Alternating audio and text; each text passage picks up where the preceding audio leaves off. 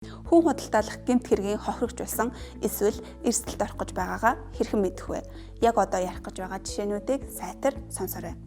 Нэгдүгээрт хэн нэгэн танд ямар ч үндэслэлгүй өндөр цалинтай ажлын санал тавьж байгаа бол та анхаараарай. Хоёрдугаарт таныг гадаад руу зорчихтой холбоотойгоор зардлыгт нь дааж байгаа бол та дахин нэг бодож үзээрэй.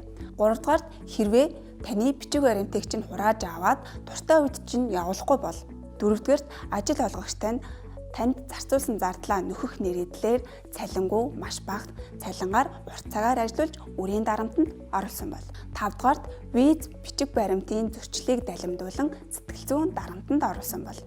Зургадугаарт анх санал болгосон ажлаасаа өөр ажил албатан хэлгэсэн бол. Долдугаарт тухайн газраас таныг явбал дотны найзууд, гэр бүл өөртөө нь хохирол учруулна гэж занал хийлж байгаа бол. 8-дугаарт таныг бэлгийн болон бие махбодын хүчирхийлэлд оруулсан бол.